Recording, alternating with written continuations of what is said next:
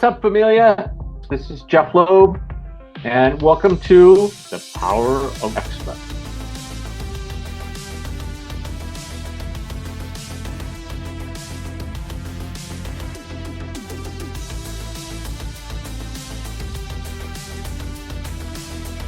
I'm the Uncanny Dayspring. I'm the Adjectiveless Blinkman.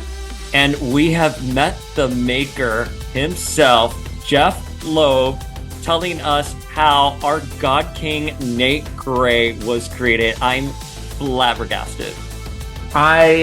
This is pretty insane. I mean, he's not only, the maker of God King Nate Gray, he's done so much outside of comics, and this was a great opportunity. I really truly loved this one.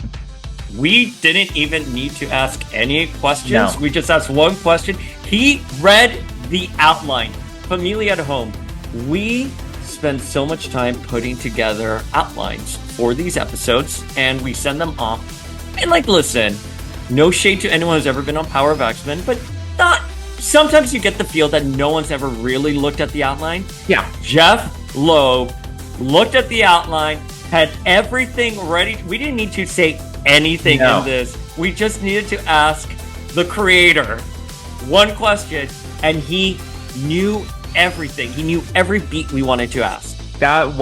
You just got to sit back and enjoy a legend, speak on his time in the X office at the height of things. Those early to mid 90s era, there's no other era in comics is like that. So to get that sort of inside scoop from somebody who was there and in the mix with all of these people, all of these creators that we love, this was special. My mind is blown. Can I be like a total asshole for once? I'm gonna drop everything. For once, yeah. Okay, for once. The amount of shade I get about Nate Gray all the time, and to hear Jeph Loeb say that this book, issue 1 of X-Men, sold 800,000 copies.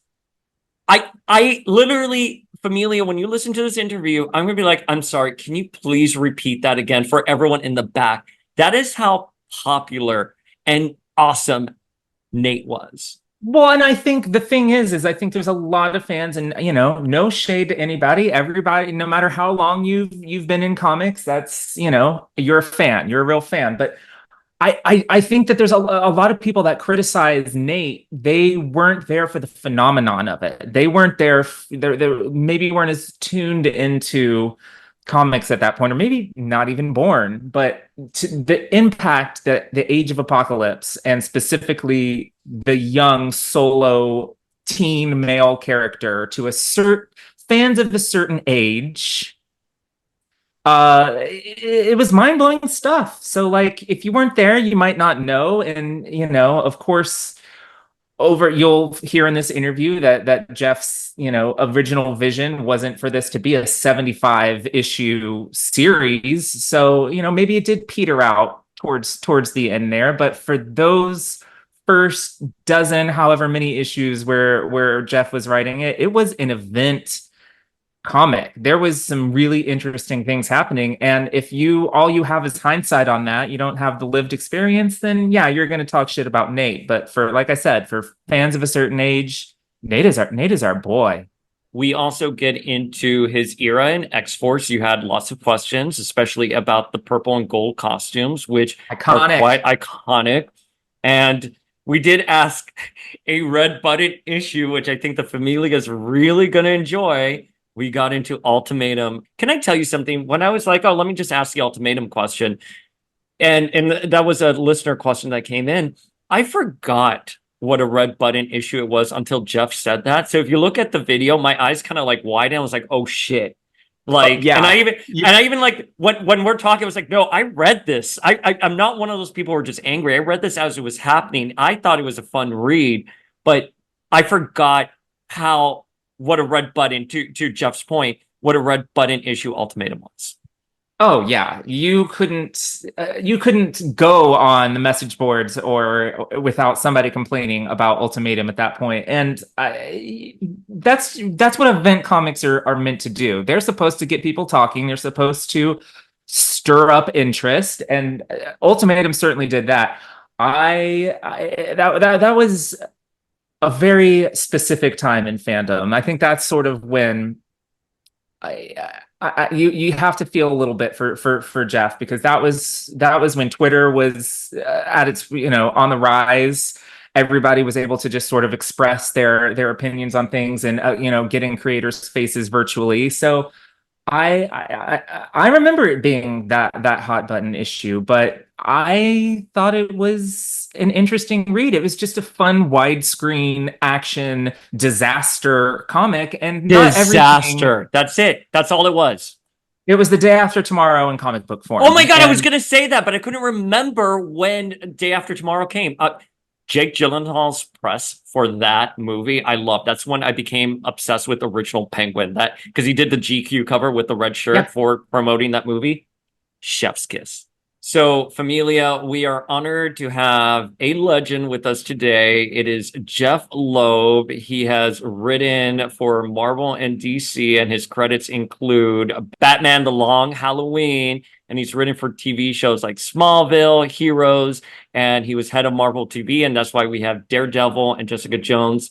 But really, this is an interview about how Nate Gray and the Age of Apocalypse was created, and a peek behind what was going on in the Marvel editorial office at that time. Yeah, it spills all the tea. No drop of tea left unspilled. This is. I feel far more informed about how things were going behind the scenes at Marvel in those days. It is scalding hot tea, and I am going to quote something that he said. It is out of context, but once you hear the interview, it'll make a little bit more sense. So don't get too mad yet, Familia. But he literally said at one point, Madeline Pryor, the clone, who cares about Madeline Pryor? And I saw Flink's face, and Flink was raising his hand. I care. But it's interesting the role that Bob Harris played in a lot, and Jeph does not hold back. And so the tea is very scalding. But I will say he does give so much credit to Scott Lobdell, who is, of course, a friend of the podcast, and who, we have a lot of love and respect for the Scott Lobdell era. It's amazing to hear that he was an excellent collaborator, someone who was always there to help. This is a great interview. We covered so many different topics that are near and dear to longtime X-Men fans' hearts, and I hope you guys enjoy it. Let's hit play. I cannot believe that we have Jeph Loeb himself on the podcast today. Flink, I am fanboying out right now. You have done a little bit of everything that I love. You've done X-Men comic books. You've produced television shows that I love. You've done all sorts of incredible things. I'm just so excited that you're here. Thanks for taking the time. Well, thank you guys for inviting me. It's always fun to talk about things that I did 30 years ago. It's just we had a bit of a laugh about this when we talked about interviewing you. You're like, you've done some like major things, on television and in Hollywood, and here we are, the two X nerds, going to ask you about the minutia of, like you said, 30 years ago. This is what we do. Oh, it's just fantastic. Look, I like supporting guys like yourself. Well, I appreciate it. Let's have fun. Your work has influenced us so much over the course of our lives, starting with Age of Apocalypse. And there's so many rumors out there about Age of Apocalypse and how it got started. Could you help clear the air? What was your perspective on how Age of Apocalypse came about? Well, I can't really clear the air. I can only tell you from my perspective. And I'm sure that if you spoke to the other 19 people that were involved, they would have their own story. I think we have to go back a little bit to how I got involved in the X-Men office in the first place. Tim Sale and I had done the first Halloween special. And at the time, it's like 93, I think. It was also the first comic that was sold for I think it was $6.95. It might have been $7.95. Um, which I just thought was DC's way of saying, if there's any way that we can kill this book, we'll just put a price point that no one's going to actually do anything about. And it sold really well, like embarrassingly well. Like if you sold those numbers today, you'd be the book of the year, which is important because we're going to get to sales later in the story. So I remember exactly where I was. I was in my writing office, and the phone rang. This is several months after uh, the Halloween special had come out, and a woman named Lisa Patrick, who is no longer at Marvel. She went from there to MTV, and then I don't know where she is in the world. Um, Called and said, "Hi, I'm Lisa Patrick. I work for Marvel Comics, and I wanted to know whether or not you were interested in working on the X-Men." And you have to understand, at the time, the working on the X-Men was like being, if you're a baseball fan, being with the Yankees. And I'm not talking about just the Yankees. I'm talking about like Babe Ruth era, Yeah. Murderers Row Yankees. Yeah. And I'm first and foremost a geek. So like my reaction was, who is this really? And I literally hung up on her. And she called back about 5 minutes later, and she said, "Listen, I'll tell you what. Let me give you my phone number here at Marvel, and you can call me." Because the only person that I ever heard about working in the X-Men office was Bob Harris, and so I didn't realize that there were subdivisions and other people along the way. And so I called back, and they answered the phone, Marvel, and then I asked if Lisa Patrick worked there, and they said yes. And so I got on the phone with her, and she said, "I'm going to ask you again. Are you interested in working in the X-Men?" And I said, "Well, okay, but," uh, and this was my sort of arrogance of youth. It was something that I said a lot at the time, and I really regret, which was, "But you have to understand, I have a real job." Uh, like at the time, I was working in television and movies, and like comics were fun, but like I literally my entire resume was Challengers of the Unknown, which was an 8-part critical success, but it did lead me to meet Tim Sale, and everything that I've gotten in comics is because of Tim. Um, and then one Batman special. So I was like, how do you even know who I exist in the world of comics? And so she said, "Look, I have to ask you 3 questions before we go any further." And I said, "Sure." She said, "Well, do you like the X-Men?" I said, "Yeah, I do." She said, "Would you be interested in writing on the X-Men?" And I said, "Yeah, I mean, sure." And she then said, "Do you know what it's like to work in the X-Men office?" And I should have then known what we currently refer to as a red flag, that is a red flag. And so we're going to get a little bitchy today. I'm not going to tell you that I'm not. It was not a happy time.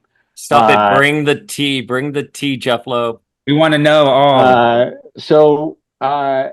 Oh, and I just want you to know that everyone in that office was the most amazing human being that ever walked the planet.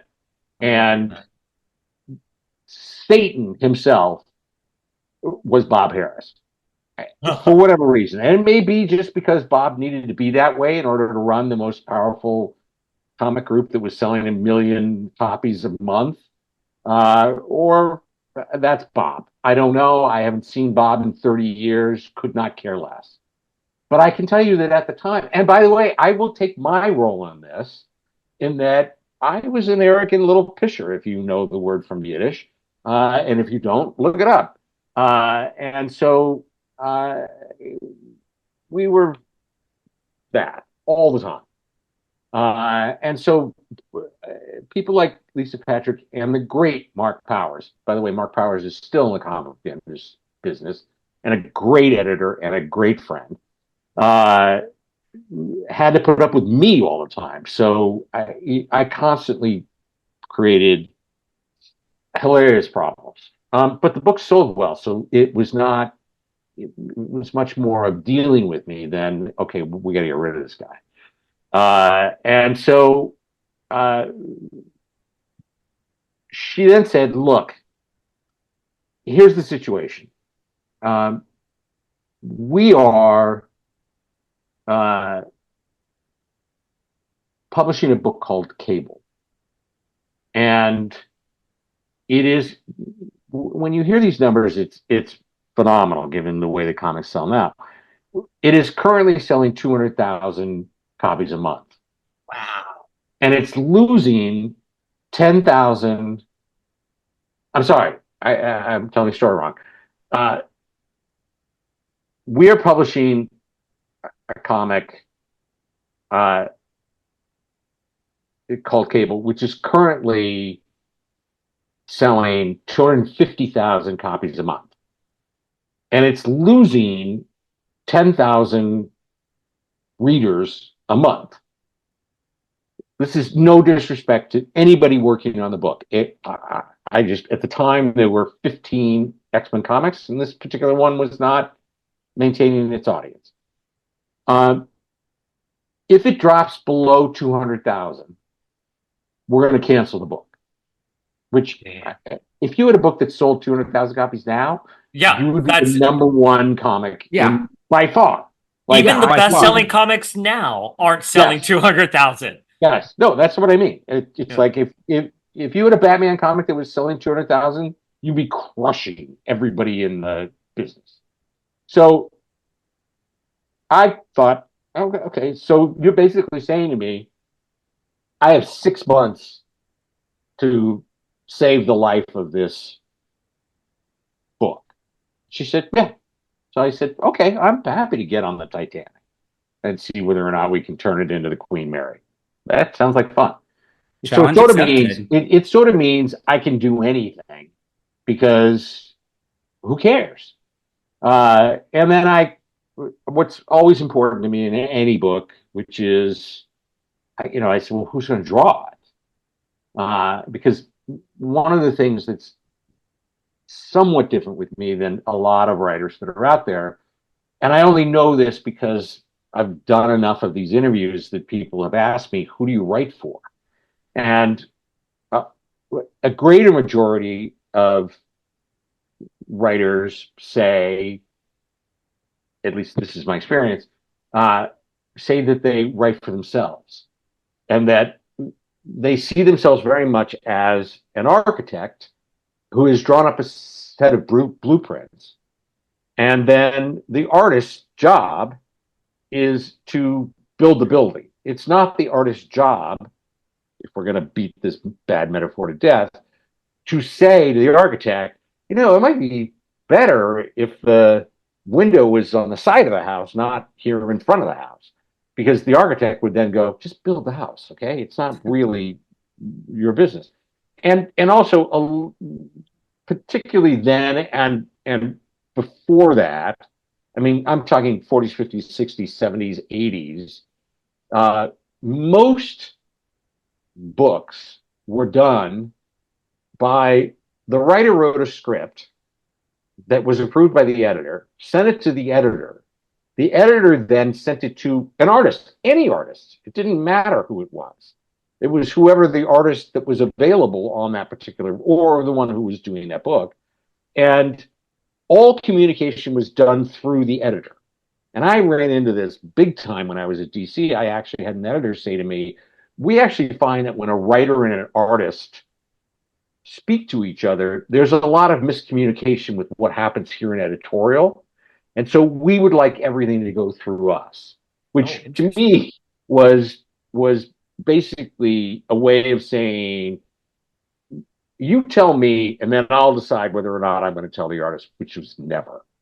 So I because I didn't know anything about the business and because this was a new thing for me, I approached it very much. By the way, a lot of writers also write for fans, which I think is great as well. I'm not disparaging any other way of doing this, but I've always found that, and I think it is because of my screenwriting background, that I don't, I write for a specific actor or I write for a specific director. I try to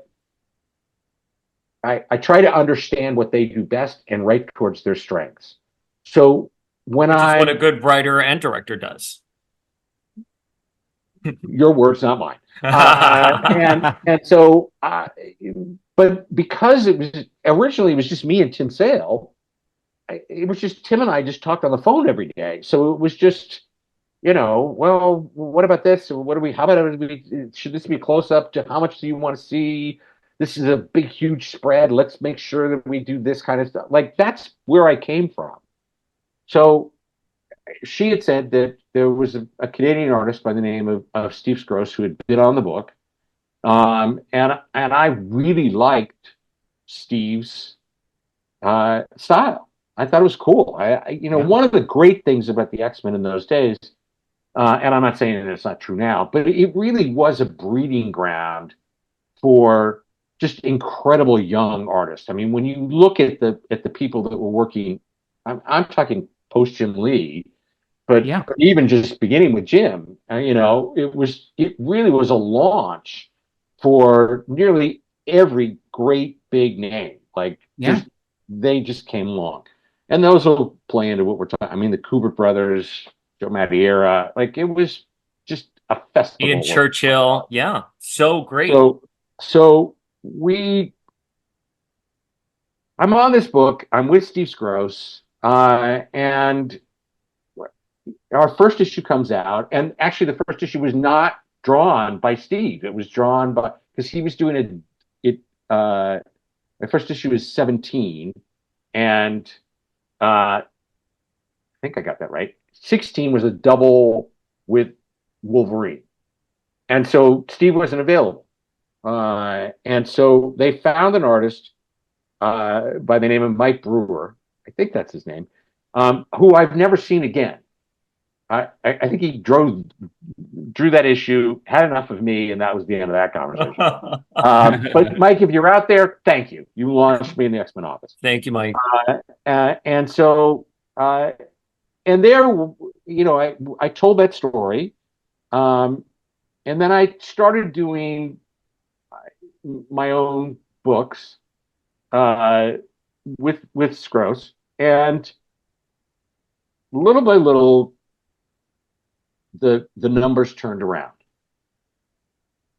I'm not sure how or why or any of those things. If I knew that, then all I would do is write success all the time, and I can't say that I've done that.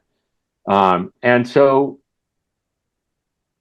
I was then allowed into the inner circle, and the inner circle was at that time Bob Harris, Scott Lobdell, and Fabian Nicieza, and Fabian and Scott did the two top books. They did X-Men and Uncanny X-Men. And so I got a call from Scott who said, "Listen, if you want, I'll take you through this massive crossover that we're about to do."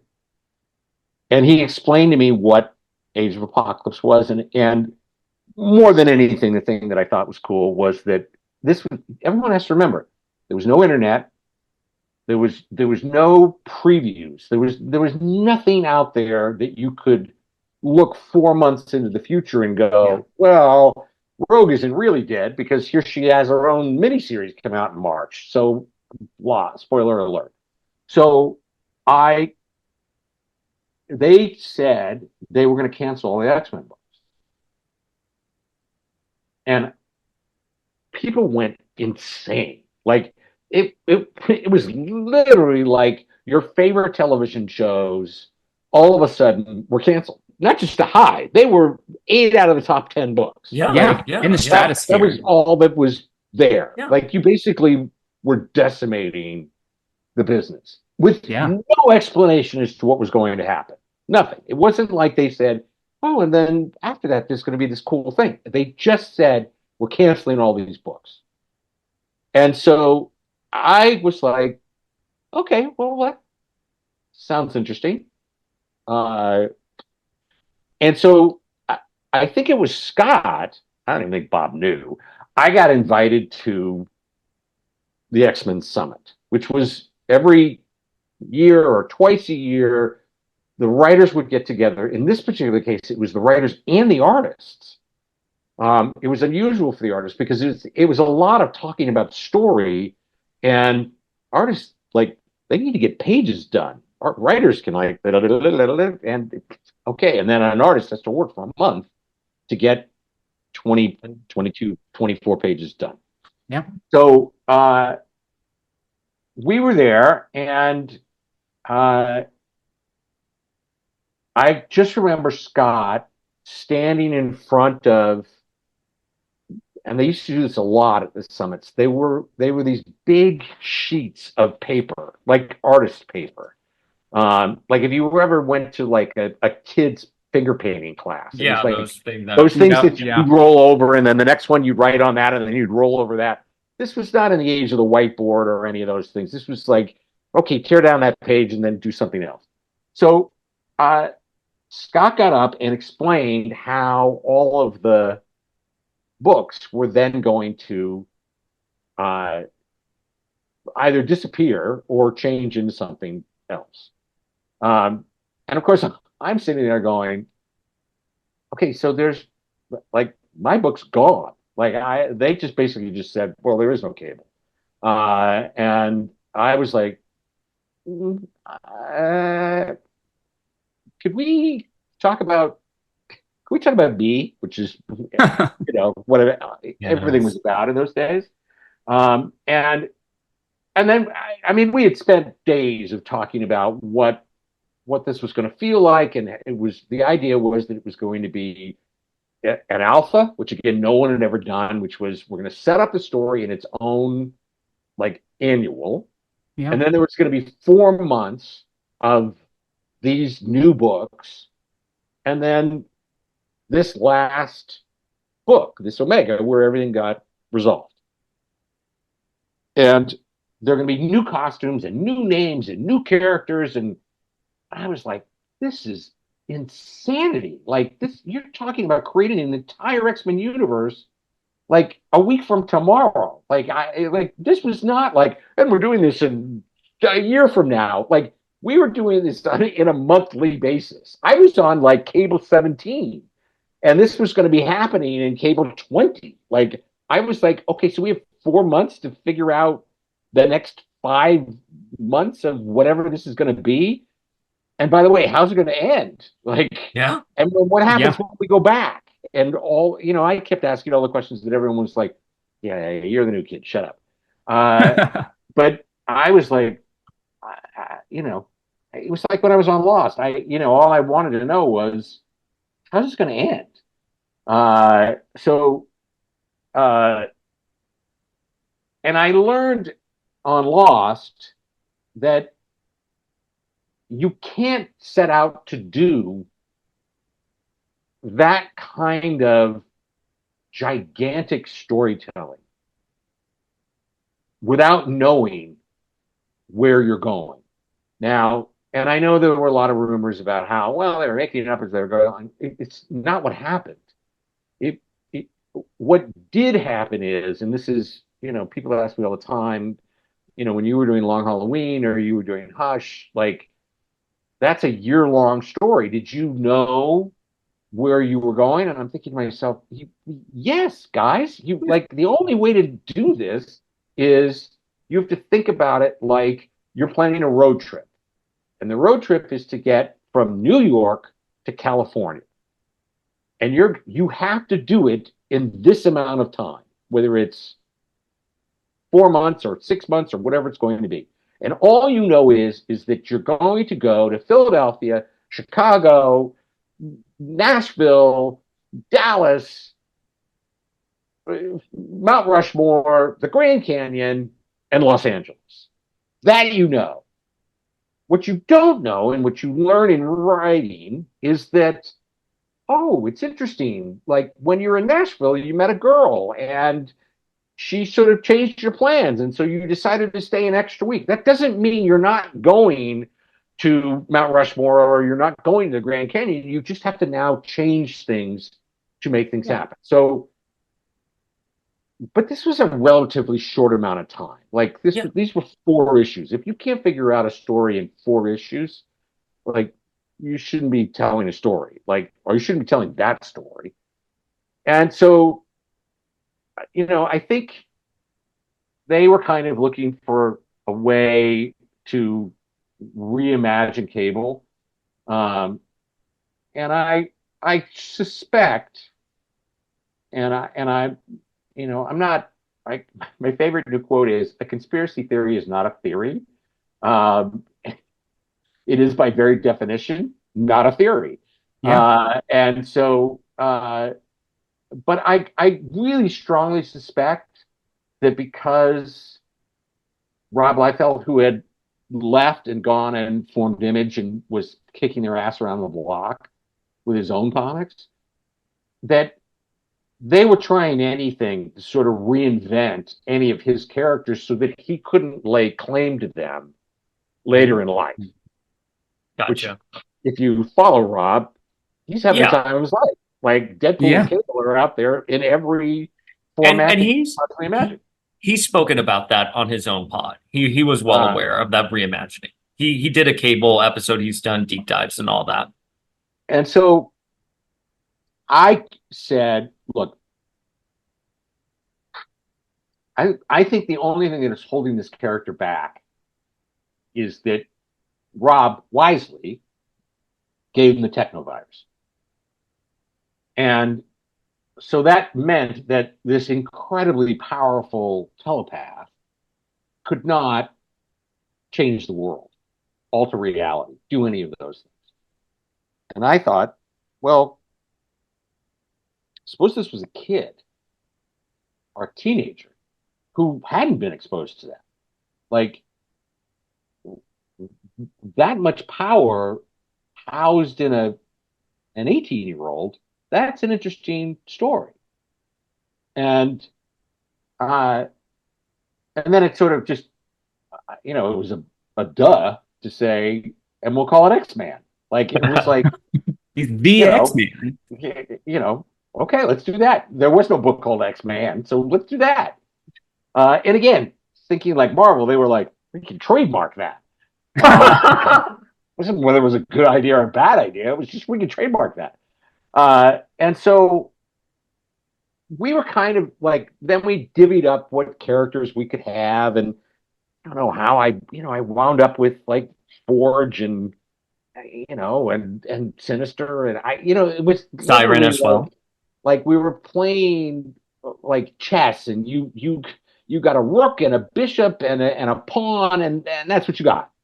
And so, but I was just sort of fascinated by Scott, and it was Scott who pitched that Cyclops was a total badass, and that he only had one eye. He was a true Cyclops.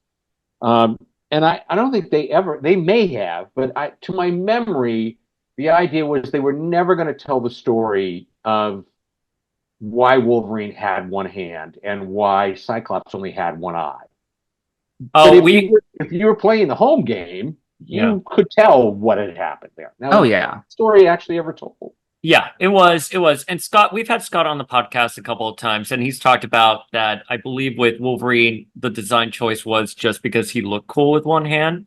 But in story, it's explained that they got into a fight. They were trying to save Jean from the pens, but that was discussed. You didn't see that scene, did you? I think it was hinted at in Weapon X. I should know this because I just researched it. It was either 3 or 4 that was sort of mentioned that something had gone down. Right, but there weren't. No, we did not see. There was not an actual. Yeah, okay. No, we. So there was. So there was a Fleer like Ultra that. card, but just nothing else. Gotcha. So there were. There's a Fleer Ultra card. So sorry, we're nerds here. uh, uh, Fun fact: the guy who was the president of Fleer at the time that we were doing all this nonsense was Dan Buckley. Dan Buckley, who's now the president of Marvel Yep. Yeah. Worldwide. Yeah. So you just never know who you're going to piss off when you're young. And so, no, Dan and I are good friends. So, but when I first met Scott, and again, this is the arrogance of my youth, is that I said to him, I I'm really glad to meet you. I just want to let you know this is my B job. You're like, I Why? kept my day job. What, like whatever possessed me to say this to the guy who's like running the summit. And for years, Scott would just go, listen, if you could take a little time away from your A job and talk to those of us that are in your B job. Well, I have to tell you, he and I any success I had in the X-Men office is because of Scott Lobdell. Like Scott navigated. Bob was going to call me and eviscerate me for something, and Scott would get him to laugh and forget about it. And then on the other hand, Scott would call me up and go, "What do you think of this idea?" And then we would trade ideas. And then, I mean, all my stories were better because of Scott. Like he knew those characters, knew where he wanted them to go. Um, and sometimes he just pitched me when we were first dealing with Onslaught, and I, the way that Scott pitched it, he was like, they're all sitting around, they're either at the pool or they're playing baseball. It's one of those scenes, and then all of a sudden, like this thing comes flying out of the sky like a meteor, and it lands, and they all run over, and it's Juggernaut, and all he says is Onslaught. Yeah. And I was like, I'm in. Perfect. I have no idea Yeah. where you're going. I have no idea what Onslaught is. Do that. And that Scott could do that stuff like this, like this, like this. Like he just didn't. So when he explained Age of Apocalypse, all of my like, well, how's it going to end, and where we're going to go, and who's going to die, and who's going to live, like all that stuff wasn't important to him. And he really taught me that at least at the beginning, you have to sell the cool, not the story. Yeah. Don't get hung up on well, I don't understand. How did she get to the top of the building? Nobody wants to see her come into the building, get on an elevator. Just start the scene on top of the building. It's fine. You'll be okay. And that's very true in television. Like, because you don't have the day in order to shoot all that stuff. You better just be on the roof. Yeah. And that was more than anything Scott's gift, and we became really close friends. And he was my human shield. I never would have survived in that office with my personality and Bob's personality. There was no way. And so the biggest gift of all, I have no idea if I've answered your question, but really the biggest gift of all was I got a phone call that said, we made a mistake. I think it was from Bob. And he said, because Bob could, for all my problems, Bob could also be a charming guy as well when he wanted something. And I'm not beyond being flattered into doing something stupid. And so he said, we don't have an end. We forgot to put in a story where all the X-Men get together just before the end of the world. So we don't have a button at the end of our Earth turns into the Age of Apocalypse Earth. And he said, and as it turns out, it could be Cable 20. And I was like, so you want me to write the last X-Men story is basically what you want me to do. Yeah. Wow. No pressure. And I said, okay. And I said, but Steve's already started on X-Man. Like, how are we going to get him back to do this? And they said, no, we found a young guy named Ian Churchill. Yep. And we think he can do it. And so I was like, okay, well, let me talk to Ian. And Ian's over in England, and we just hit it off. Like, it was just incredibly fun. And he was super into Cable and a huge fan of Rob's. So he really liked big Cable. Like Steve didn't draw Cable that big, and Ian really liked drawing him big with big guns and all that. That's Rough. Cable. That's what Uh, people think about Cable. and so I wrote An Hour of Last Things, which to this day I know that story changed my life. It changed a lot of our lives as fans, by the way. Yeah. It's just Yeah. so beautiful, that last moment before the Emcron crystal comes. I mean, there's so many iconic moments in there. The only Especially thing with Jean and Cyclops and Cable. That moment is something that's replayed for all the characters. It's had ramifications for decades. Thank you.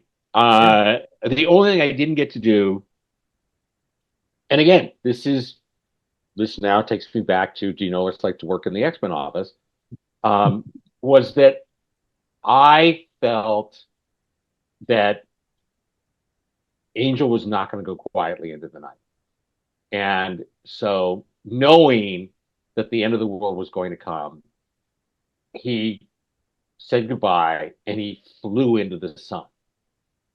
Because I loved the Icarus of it. I loved the kind of idea that the angel of the team is going to flee before.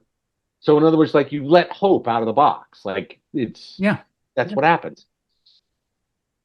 And Bob just killed it. Like he was just like, no, an X-Men does not commit suicide. And I was like, he's not committing suicide. He knows it's the he's end of the die. world. Yeah.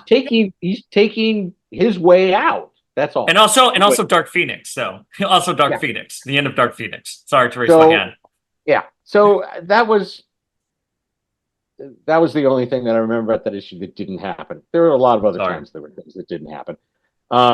So and then we were off to the races. And, we started writing, and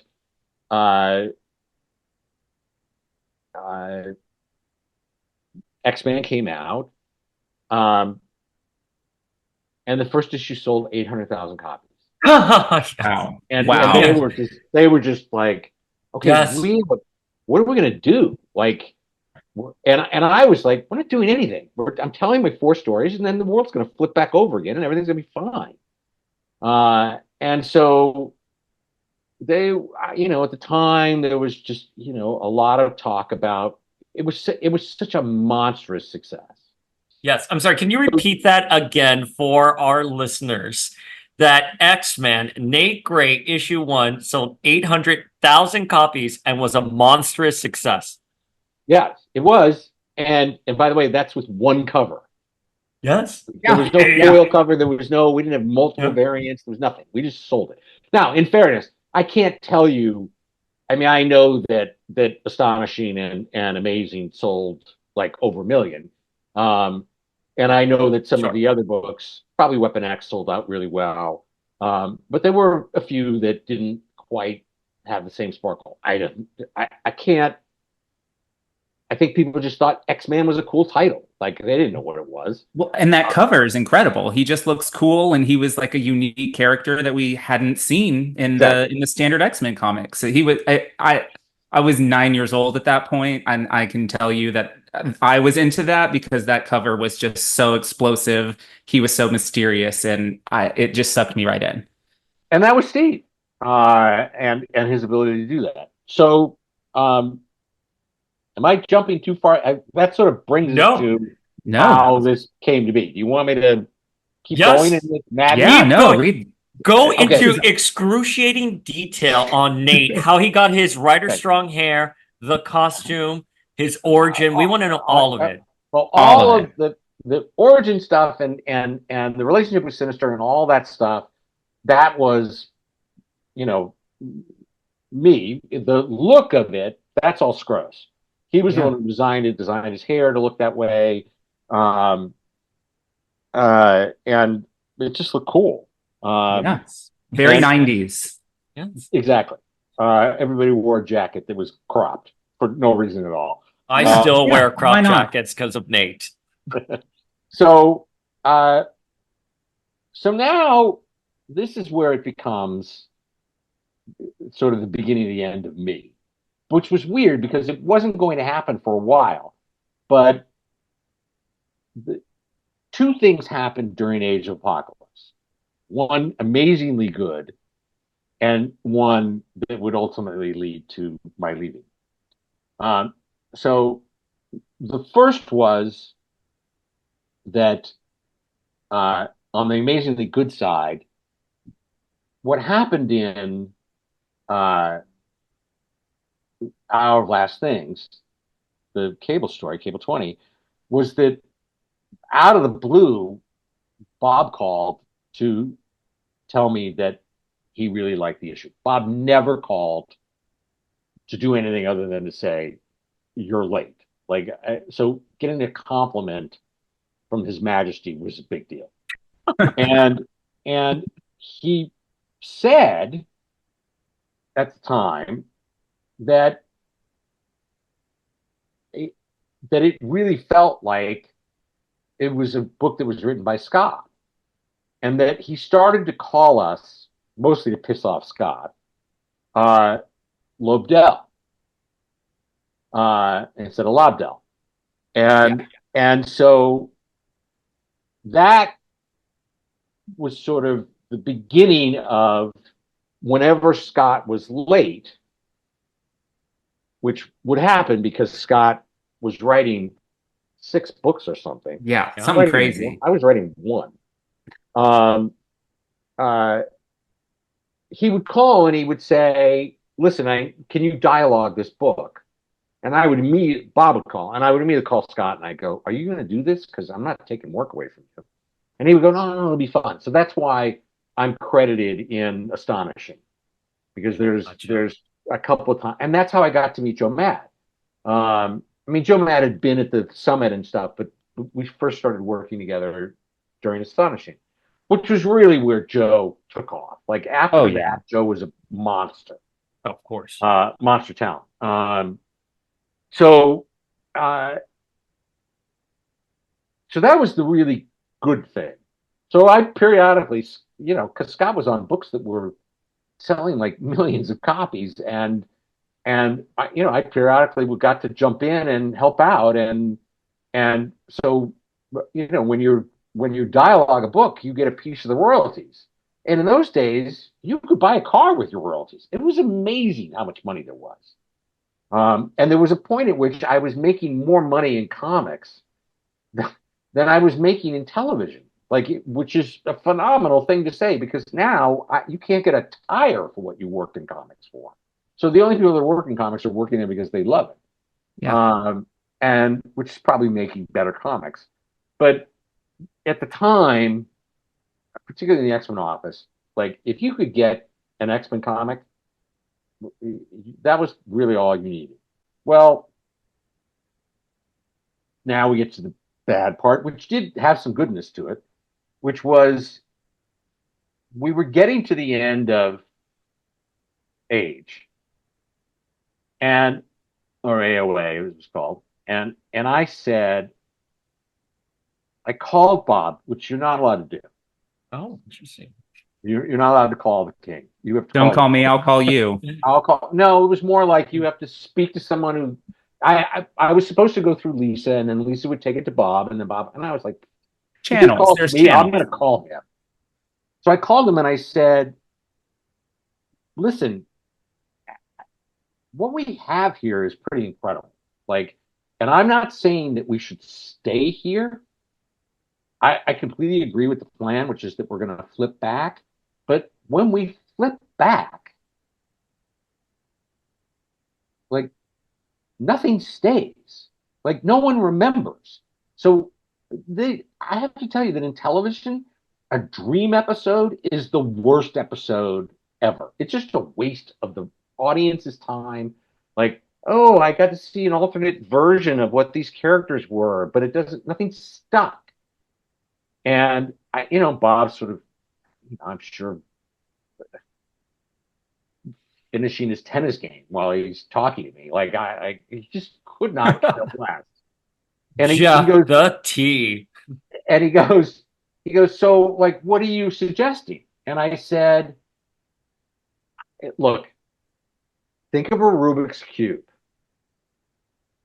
And during the Age of Apocalypse, our Rubik's Cube got all janky. So they were all different colors. That's why there were different costumes and all kinds of things. I said, all I want to do is when it comes back around, that on the red side, one of those squares is yellow. And there's a long pause, and Bob goes, I don't know what the fuck you're talking about. I don't know if I'm allowed to say that. You need me to go, I don't know what the hell I'm talking about. No, curse as much as you want, because that means our fucking king, Nate Gray, would be that yellow square. And so, well, but that wasn't my pitch. My pitch was, and he goes, I don't understand what you're saying. I'm saying that we should do something that is different. Like, like, let's like swap Wolverines or something. Like, just something that like, and he was like, well, let me talk to Scott and I'll get back to you. So he talks to Scott, he comes back, and he goes, we've solved your problem. We're going to do Dark Beast and Sugar Man. and I was like, this is a joke, right? And he goes, no. And I said, I pitched Wolverine. Like, and you came back to me with Sugar Man?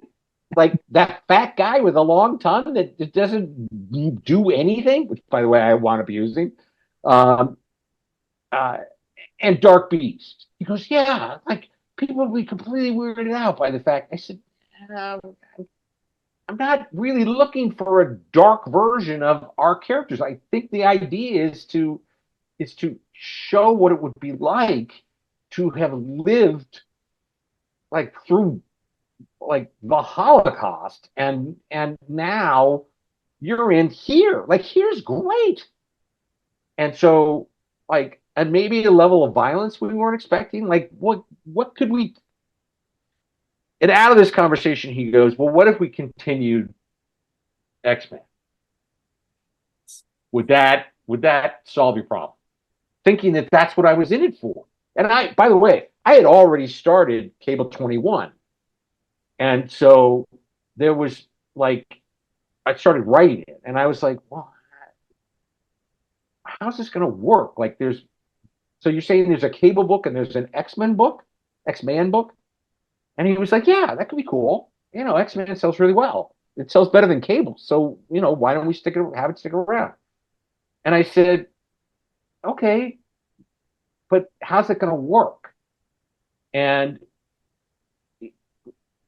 I said, let me talk to Lisa and I'll get back to you. So I called Lisa and I said, look, I don't want to make it sound like I'm cheating on my wife, but I thought that what Gross was doing on X-Men was super cool. And I thought what Ian was doing on Cable was super cool. Like, yeah, we get those guys, because putting Gross back on Cable and then not knowing who's going to draw X-Men doesn't interest me at all.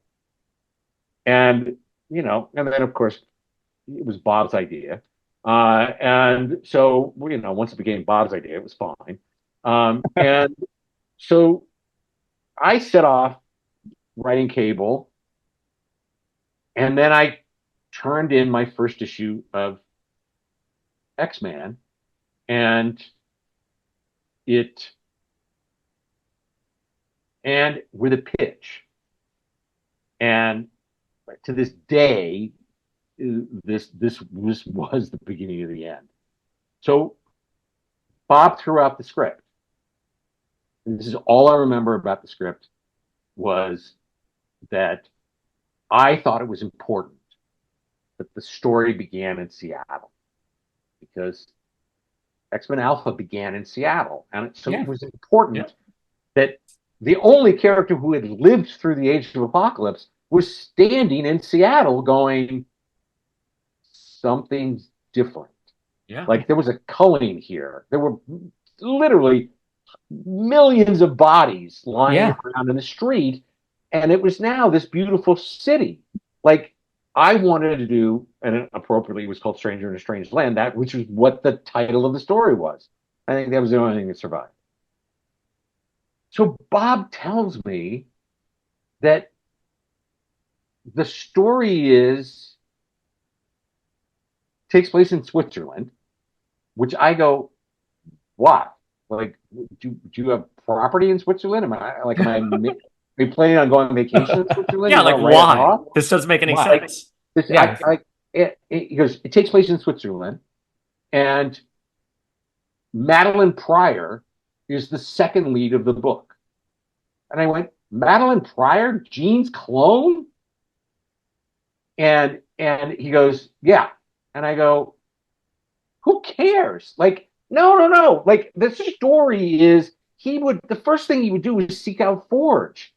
Yeah, And because agreed. And it's Siren. that was his mentor, and then go put the band back together again. Yeah. And Get the band back together. explain what had happened.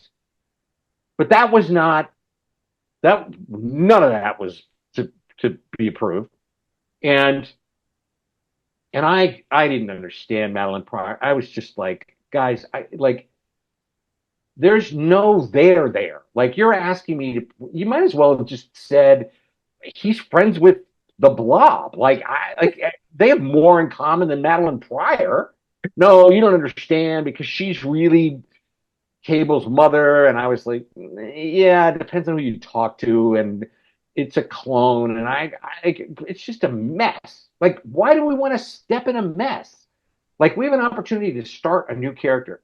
But this was my pitch, which was there was a MTV show called Dead at 21. And I said, that's what we should do. I said, I want to tell a story that starts the first 5 issues from 5 to 10 are Stranger in a Strange Land. Then the next 5 issues are Nate realizing that he is the most powerful mutant on the planet and that he can do anything that he wants to. I said, you got to remember, he's 18 years old. So he's going to make some bad judgments. So for 5 issues, he's going to be like, he's basically going to kick Magneto's ass and go, you don't really consider yourself a villain. I will show you what it is to be a villain. And then the last 5 issues was his relationship with Scott and how Scott, as his father, was going to teach him how to become a hero. And then what you realize as this is going along is that Sinister, who had made him, never intended for and we kind of hinted at this, but never intended that for his body to be able to contain that much power. And so in issue 21, and I remember the conversation with Bob, where I said, and then in issue 21, he dies. And that's it. We're canceling the book. I don't care. 21 right there. I said, I don't care if it's selling 40 million copies. Yeah. Like, goodbye. Like, it is a 21-part story that ends with his death. But it is a true X-Men story because it is about, this is my upbringing, this is my teaching and learning, this is my turn as a villain, this is my discovery as a hero, and this is my heroic death. I said, we've never done it. We have an opportunity. There's no reason for this book to continue after 21 issues. We have Cable. It's the same character at the end of the day. So I'll do anything you want with Cable, but we got to get rid of this book. It was so deafening. And it was clear to me at that point that Bob saw me as the enemy.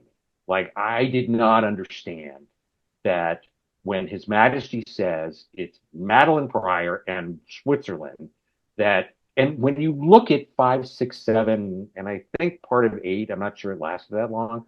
Uh, they're just I just literally had no idea where I was going, what I was doing, what Nate No. was doing, and then poor John Ostrander got handed this pile of crap, and nobody really had a take. Years later, I guess Warren did when he sort of made him a god, which I never. At that point, I'd left. Um, but I got fired. Like he called me up and he said, "You don't understand this book. I'm taking you off the book." Yeah. And I was like, "Okay, You're but like, I don't understand. Explain Switzerland to me because that doesn't make any Yeah, sense. Explain because Switzerland, buddy. I was like, look, I think I do understand the character. I created the character with Gross. Like, uh, I appreciate that this is your kingdom, and that was sort of like the end of the conversation. Like, well, then you understand that you're off the book. Now, the weirdest part was while he was doing that, he also offered me X Force. So it was this weird kind of like, I'm going to take you off this book, but I'm going to put you on like the number 3 book in the X-Men office. And I was like, huh?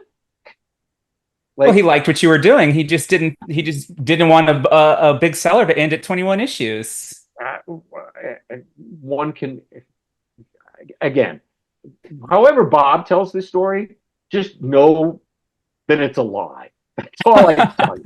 Uh, and and uh, and and then it went from bad to worse. It just, I mean, I had so much fun with everybody that worked in the office, except periodically someone would call me and go, so Bob was in the office and he said this about you, and they said this about you, and I remember on Yom Kippur, which is a very holy holiday where you're not supposed to do anything. And I called him, and he goes, Jeph, isn't it like a holiday for you? Like, isn't this? And I said, yes. So this is why I'm going to try to tell you this, and how important it is. Do not ever, in the words of Will Smith, have my name come out of your mouth. Like, we're done, Bob. Like, and that was it. That was the end of my journey in the X-Men. Yeah. I got to finish up the books, and that was it. And I'm I had the most fun when X-Man and Cable were in that crossover. And just because I got to see Ian draw him, and that was super cool. And We've had Ian on the podcast as well, and he has sung your praises. He had so much fun doing those issues with you and Cable 20. I forgot what he said, but the general vibe was he couldn't believe that he was doing that. well, it's so funny because literally about just a few months ago, I was at a con, and then I was at a dinner, and one of the guys at the con was a collector, like a serious collector.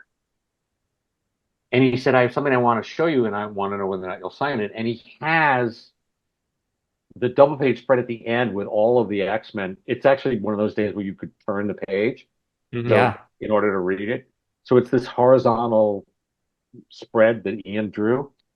And there's not a lot of times where I've looked at something and went, can I have this? Like, boy, would you ever sell this? And the guy was like looking at me like, you're asking Like, me like, no, like Jeph for my Loeb. kid. No. Just sign it, okay? And then I'm putting it back in the box before it's If it goes missing, he knows where it is. Yeah, exactly. well, that shot is epic. It's an epic shot. I get it. Beautiful. And it's gorgeous. Uh, and Cable Kissing Domino, that page I have.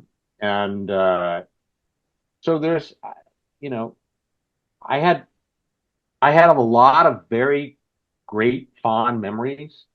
But it's just funny because I worked as long at DC, and there wasn't a single human being over there that I could say anything disparaging about.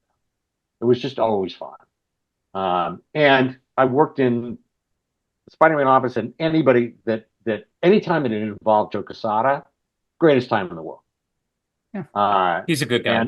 And his wife Nancy, who was our editor on all the color books, best editor I've ever worked with. Just incredibly encouraging, great ideas, just remarkable. And we used to just laugh, the three of us, about because Joe's uh, the Marvel Knights book was on a different floor. I know that I'm going like this, and you're going, "What's he doing?" No, I And used to intern at Marvel, so I get it. Like they had yeah, I think it was 23, 24, 20. Like I remember that. and so they were, we would just sit upstairs whenever I came to New York and just talk about just how insane Bob was. But at that time, like Bob was then the editor in chief. Like he had moved Yeah. all the way up and had become the Yeah. boss of bosses. He wasn't the success of the X-Men grew into him being in charge. But Joe at Marvel Knights had in his contract that he didn't answer to anybody except Dan. Yeah. And so we now were the little pirates that were running around firing on England and hoping that we could hit the king. And then karma's a bitch because last I heard, with no disrespect to anybody who's ever had this job, Bob was in charge of reprints at DC, that's a pretty long fall from Yeah. It's not quite comparable. uh, No. but I think the word had gotten out at that point that, that, and then I should point out that what also started it was that I would see the final copy and my dialogue had been changed. Or more importantly, and this drove me insane, particularly on X-Force, I would set up a joke and then the punchline was cut. So the joke would be like, It's weird. It doesn't make it sense. would literally be like, what are you doing in Cincinnati? And then the punchline would be like, I'm throwing the ball out at Riverfront Stadium. And and and there, like, one of those two would be missing. And you'd be like, I don't understand. Just cut the whole thing if you don't want. And then I remember at this point Mark Powers was the editor, and Mark would say, no, that's what it happened. Like I literally would have to Xerox stuff and send it to him and go, look, I know you're trying to protect Bob, and I know Bob is changing the dialogue, and so just like ask him how to do that, please. And I'm sure I didn't say that nearly as nicely. There's probably no please involved. I don't even think there was. There may have been some f bombs in there, and I, you know, 30 years later, I can now look back and go, it's comics. You can't, you know, it's one of the things that I learned as when I was running Marvel Television, and I used to have to talk to the showrunners. I I would say to them, listen, a good producer has to understand that the casting, a line of dialogue, a salt and pepper shaker that's in the scene, and when the scene ends, cannot all have the same weight. You can't have a fight over every single thing, or you will burn out. Because eventually the people that you're talking to are going to say, well, what's important? Like everything can't be important. And I've had people look me straight in the face and go, no, you're wrong. Everything is important. And you have to be that guy. And I was that guy. And I now realize that I've come to appreciate, or at least I hope so, and I certainly hope the people that I worked with later on in life, and a lot of the people I had to go back and apologize to, that, you know what, it's 22 pages. If 21 of them are great, have great art, great color, great inking, great penciling, great lettering, design, and there's a screw up on the dialogue on one of those pages, you're the only one who knows that. Like the people Yeah. that are home reading the book, they're not sitting there going, "I'm never going to read this book again because that joke didn't play." Um, uh, but again, it's the arrogance of youth, and and even though I was not as young as I was acting, but it was a new business, and again, I think I always wore on my sleeve this idea that it was my B job, and that was incredibly disrespectful to those people, except Bob, and uh, uh, and That's I, going to be the name of this episode, except Bob. uh, and so you know, now in fairness, in credit where credit's due, there is no Age of Apocalypse without Bob. There Yeah. is no Jim Lee without Bob. There is no Rob Liefeld without Bob. There is no Joe Mattiera without Bob. Um, you know, he got handed a giant turd when Chris and John Byrne broke up. Like that book was like the Bible. Like it was. Yeah. This was it. This was like the peak of X-Men, whatever. And he got handed that, and he spent day and night building that franchise. And I got to work there because he deemed it okay. So I understand all of that.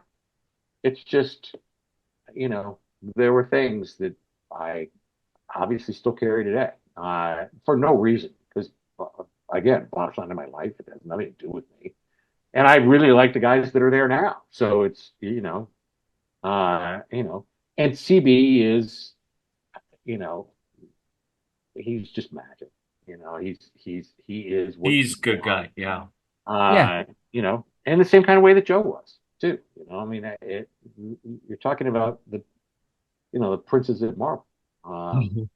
So Well, I think with Bob, if he hires you to do a job, there should be some trust that you know what you're doing and that you can that you can do your insert job. a spit take. Uh, yeah, great. That's nice. Uh, obviously, you're not married. It's it the world. I would like the world to work like that, and I do my best at everything that I do. I really try to hire people for what they were hired to do and encourage them to do their best work. I think that's how you get the best work out of people. And by the way, your work has speaks for itself because your time on cable, X-Force, X-Men is my favorite. Nate Gray is my number one favorite. And we have built a podcast and a community based off of one image of Nate Gray. But even the Netflix shows. I'm a New Yorker, and I have to tell you, I had friends who were they were eager for Daredevil. I was going to say Deadpool, Daredevil, Jessica Jones. Like you created such a vibe, and that work Yeah. radiates with a lot of people. I'm incredibly grateful for those people, but I will always say that everybody that was involved on those shows just understood the vision and executed it brilliantly. And they were just great teams. And it is that old expression, which is there is no I in team. And then I always add, but there is in dick. And so it's that kind of thing that you have to be aware of, and I try, and I'm sure that there's people that are in the business that are listening to this going, "You're the biggest dick of all, Loeb. What are you talking about?"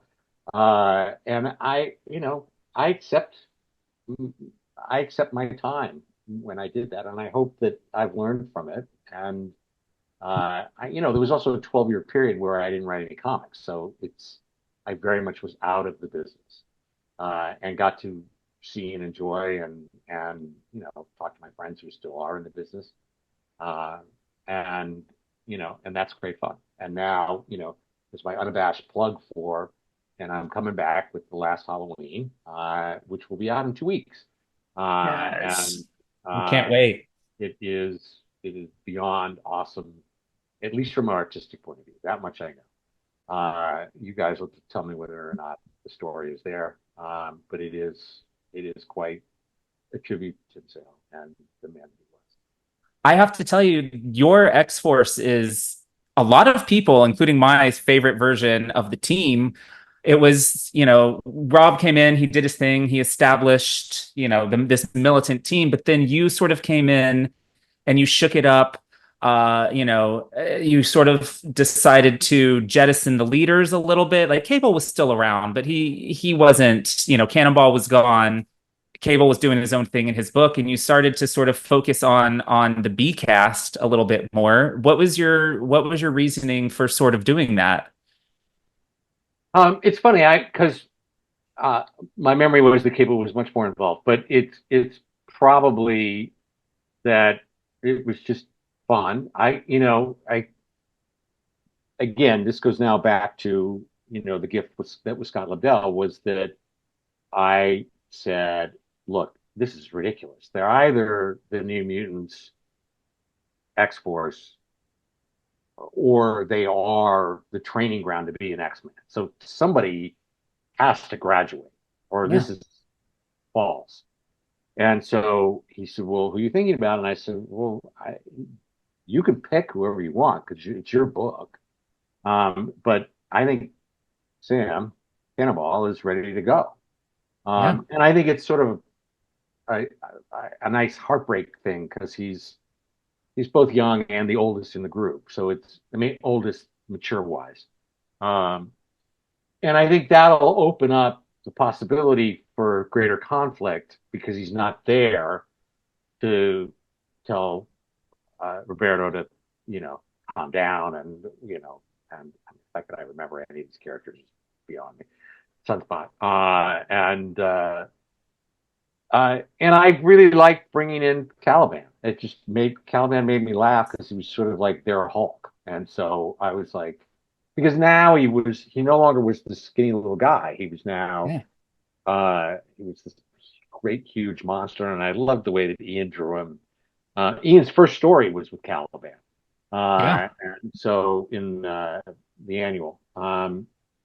But no, the real find uh, was that again, these are stories that probably never should be told, but I I was looking through the book, um, and I have to say that present day Tony Daniel is a remarkable artist.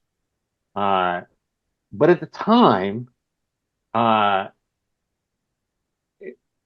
he had kind of a way of shooting every scene from the backside of a woman. Like she'd be in the foreground, and then there would be all this action in the background. And so I I called him and I said, I just want to let you know that if you do that ever again, I'm going to take the page out of the book. And I don't think anybody had ever spoken to him like that. I don't think anybody had ever spoken to me like that. So, but again, that just speaks to the person that I was then. And the next day he quit. Uh, Oops. and that was a big whoops because he was like the star of the book. Him and Fabian were like they were driving the train. Fabian had been on the book from the beginning, Oh. and so now Fabian was gone. Now Tony was gone. I was like, okay, and that may not have been why Tony left. I never asked, but suddenly Bob called and said, "Well, you don't have an artist, and this book ships in X time." And I was like, okay, uh, are you willing to take a chance on a new guy? And I had found Adam Polina. Oh, He had done a book on uh, uh, for a company called Triumph, and called Chromium Man, and I just thought it was cool. And yeah. I literally had no idea how to find him, and so I called. I found somebody at Triumph, and they had his home phone, and then I called his house. You should. I don't know if you've ever had Adam on. He's such a great storyteller, We'd love and to. he. Uh, I just remember his mom answering the phone, and I just pictured this like Martin Scorsese family in Brooklyn, and I could hear his mom go, "Adam, Adam, there's someone on the phone for you." Who, Ma? I don't know. What's your name? It says his name is Jeph Loeb. Oh, hang on. And then I'd hear, oh, and then they'd be like whispering. He goes, "Sure, it's Jeph Loeb." And she goes, "I don't know what Jeph Loeb is. Whatever." And so he gets on the phone. He goes, "Hello," and I go, "Is this Adam Polina?" And he goes, "Yeah." I said, "This is Jeph Loeb, and I just, I just wanted to know that, I really dig Chromium Man." And he was like, "Wow, like we sold like 10 copies. Like, where'd you get one?" And I was like, "I don't know. I go to the store all the time. I'm looking for new talent. And do you want to do this book, Loose Cannon, over at DC?" And he was like, "Yeah, oh yeah, absolutely. Yeah, oh, we'll have fun." And while we were doing it, and by the way, that book was a complete failure. But while we were doing it, um, I I just thought he was getting better and better and faster and faster. And so I said to Bob, "Will you take a chance on Anapolina?" And it was literally one of those like, yeah, for an issue, like, we'll see how he does. And so I don't think I ever told Adam that. Like, I just said, "Adam, you got the book." And the next thing we knew, Adam had the book, and he just took off and just drew the hell out of it, and Oh yeah. we just had so much fun. And then he stayed. Like, I thought for sure that when I left, he was going to go, "Well, I'm going to go off with Jeph." No, he stayed. He was having Uh, too much fun. and Rise of I just love it. Apocalypse, Angel Revelations. He did Yeah. some pretty big stories Yeah. that were very well Uh, done and are beautifully rendered. I mean, Angel uh, Revelations is very stylized. yeah. So, uh, and I run into him from time to time. Um, uh, so yeah, that's the story of X-Force, I think. Did I answer your question? Yeah, you absolutely did. I just want to follow up with, did you have anything to do with them switching to the purple and gold Yeah, costumes, or is that? absolutely. I thought I missed that about the unity of the team. Again, I Yeah, sort of saw it as, I understood what Rob was doing, which was he was creating singular characters so that they could live on. yeah. And when you build them as a team, you don't have an opportunity to make them into a toy, to be perfectly frank. And I probably, if I had a chance to do it again, I probably would have found uh, different costumes. But I thought it was important visually that you understood that they were all the same.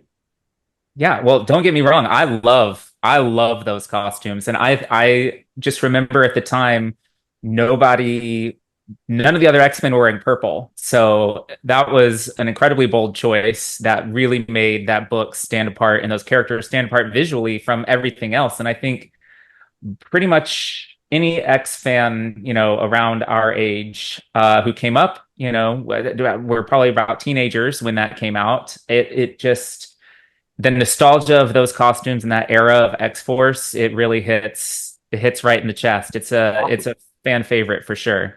awesome. And I love you said the thing about unity because when X-Force kicked off, they all had individual costumes to sort of emphasize that they were their own person, they weren't part of a group.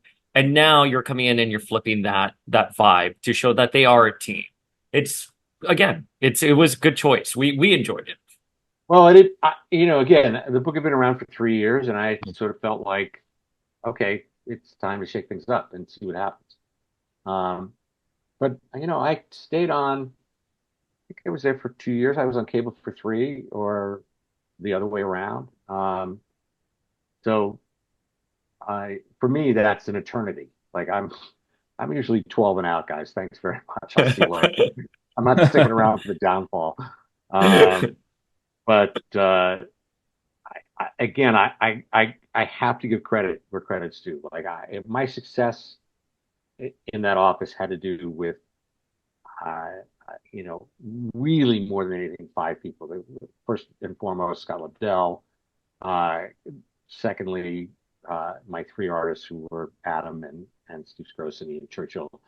And then in his own way, Joe Madeira, you know, by having me on a few issues with him, you know, just gave me real credibility in that office. Because Joe was the number one guy. Uh, and then on top of which I got to be friends with Joe. So it, you know, and we still stay in touch. So it's, you know, that kind of thing.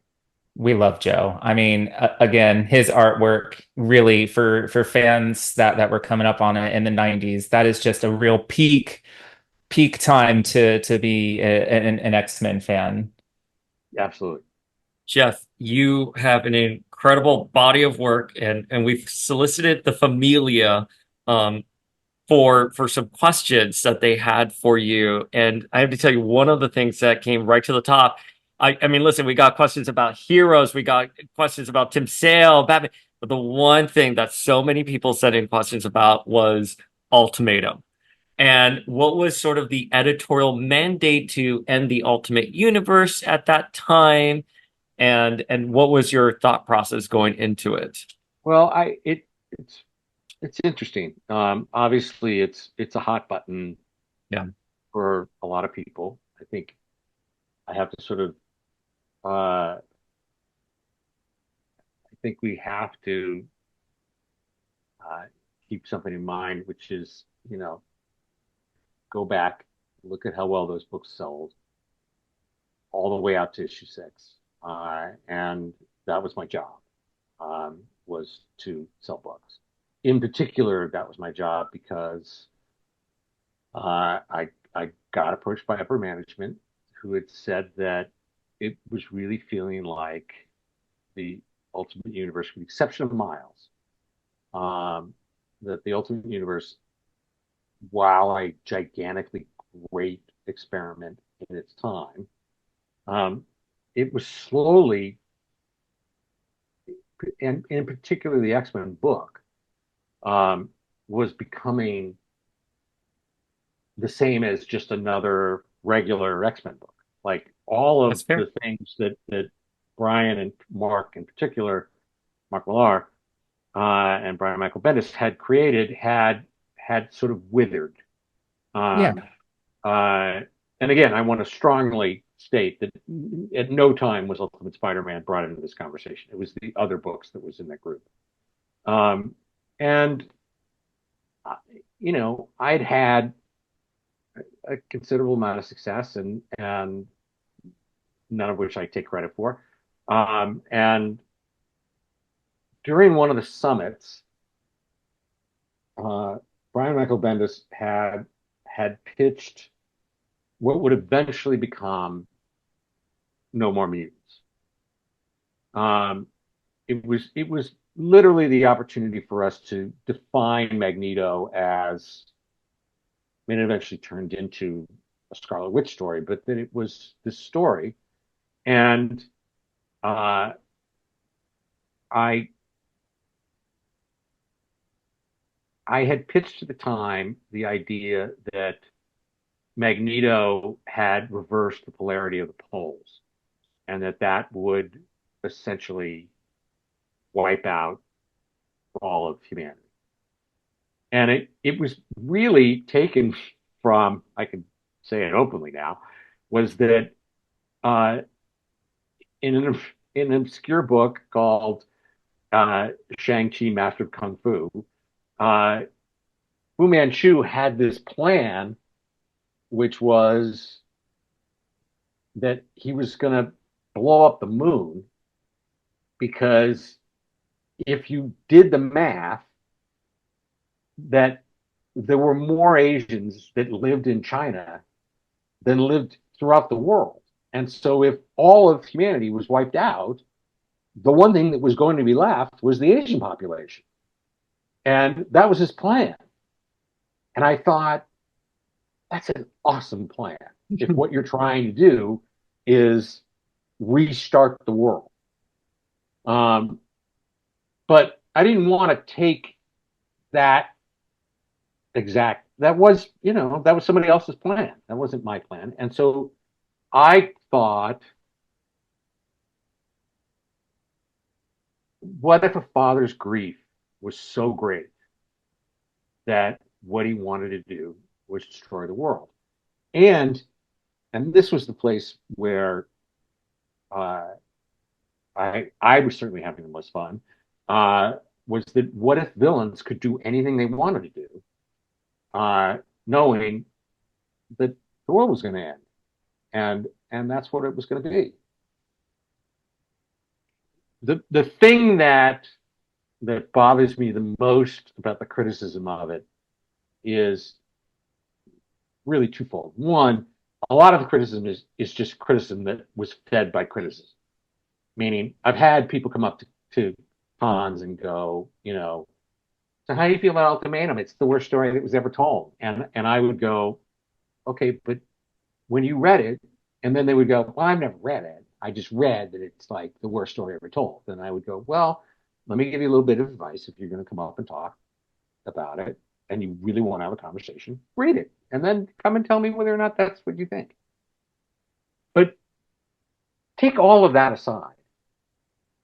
Dave Finch's artwork for 6 consecutive issues is some of the best artwork in comics. I'm not even talking about I'm talking about in superhero comics in terms of the dynamic of the characters and what is going on and the gigantic scope of it. On time, on the money, all over the place. Like, he nailed it. And that is unfortunate that got swept under. But I learned a really, really important lesson. And that is, no matter what story you're telling, when you decide to kill a character, you have to understand that's someone's favorite character. Yeah. So I didn't, when I was approached to take on this assignment, and there's not a lot of stories that I get approached for. I go to them and go, I have this cool idea. What do you think? And that's the way I want to do it. Or I want to take over this book and this is the direction I want to go in and this is what I have in mind. This was really just an assignment that was like, we need to clean up this universe and start over again. And by the way, if you want one of the books afterwards, you can. And you it's like a 2-for-1. Wipe it and then you'll get this new one. And I personally, I don't think enough people give credit to Arthur Adams' work on Ultimate X. And I think Ultimate X has characters in it, including Jimmy, who's, I guess, survived and was running around somewhere. Yeah, he came. Just to clarify, we read Ultimatum as it was being published. Yes, it is fun in terms of the disaster, the Ultimate Universe is coming to end, but also those issues of Ultimate X with Jean dyeing her hair black and working at a mall. The art was beautiful and it was fun, and I think I was always perplexed by any reaction to the book because at a certain point, though, this was, I believe did it come out in the summer? I'm trying to remember the pub dates for it. But I just remember being on the subway, reading a fun comic book where the world is ending, Magneto motivated by grief. And it's, so it shocks me that people will come up to you and say, well, I heard it was a bad and didn't actually read it because it wasn't bad. And to give our listeners credit, no one was saying this was a crappy story or anything. They just wanted to know because I think the Ultimate Universe recently has resurfaced.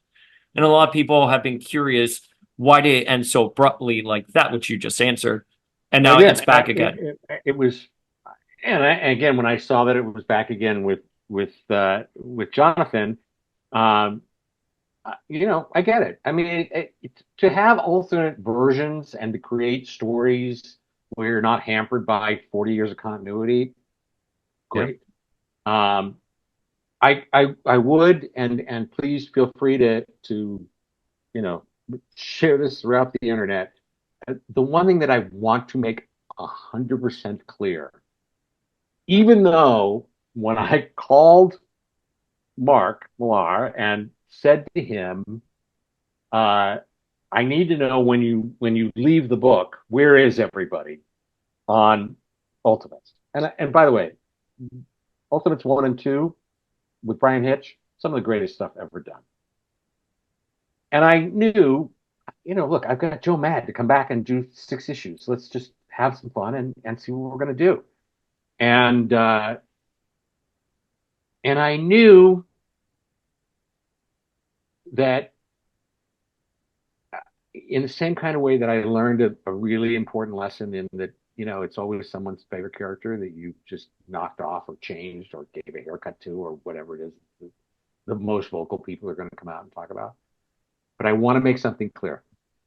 Despite the fact that Mark Millar went through each character and then at the end of this long, like half-hour conversation, he goes, and then, and he's got a Scottish accent, which I can't do. He said, and Quicksilver and Wanda are, shagging all over the place.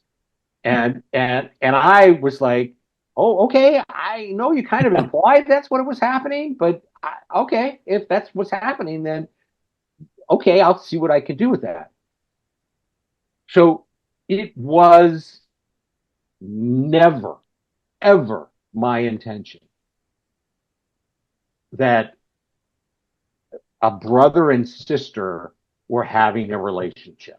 That was not was going to happen. And if you read Ultimate X at the end of the comic, the door opens and in walks Chthon, who is the evil version of the Scarlet Witch. Yeah. Because the Scarlet Witch was dead. So who was the Scarlet Witch that was running around?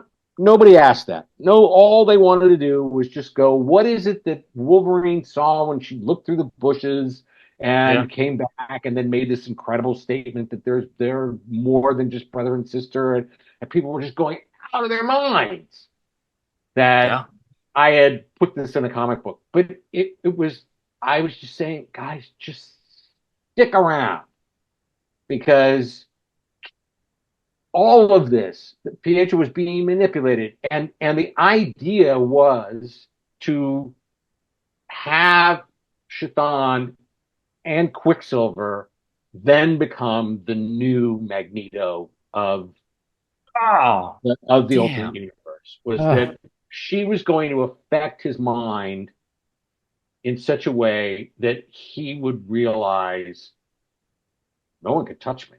No one can kill me because there's nothing that you like. There's no way to kill the fastest man alive. And so, and we would have really good, solid new villains with new costumes and new everything. Yeah. All that was going to happen. But the sales, my time, I forget what it was. It was all just time to go. But I also have to say that Ultimates 4, which brought back Thor, Frank Cho's artwork. There are double page spreads in that to this day I've never seen anybody do. I mean, I would say to him, so the Enchantress comes along and she's riding on a dragon. And then you look at the double page spread and there's 100 ogres and giant trolls and all these. And I'm like, Frank, what are you drawing?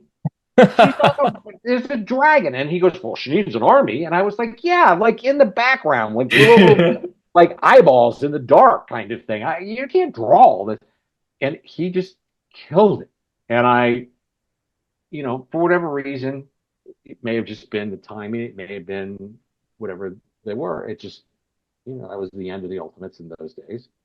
And so, I wear that badge. And there's nothing I can do about it other than to say to people, it is there. It's not like I'm sitting there going, oh, by the way, I want to go back and reinvent the past. No, it's on the last page of Ultimate X. Like she's standing there, and Quicksilver says, "This is my sister," and you go, "Okay, there's clearly more to this story," but we never got to tell that story. And so here's the quote: "No, Wanda and Quicksilver never had a relationship ever. They were brother and sister." So thanks, guys. Go home, relax, take my picture with has a dartboard on it. Down from there, I didn't do any of those things. Yes, I gave you a shock. That's what comics are supposed to do. You know, Superman died. That didn't mean that you went over to Dan Jurgens' house and blew it up. You know, you waited to see the rest of the story, and I am the only regret I have is that you didn't get to read. There you go. Well, I think There's a that scoop for you guys. That is a mic drop right that there. is, Like, yeah.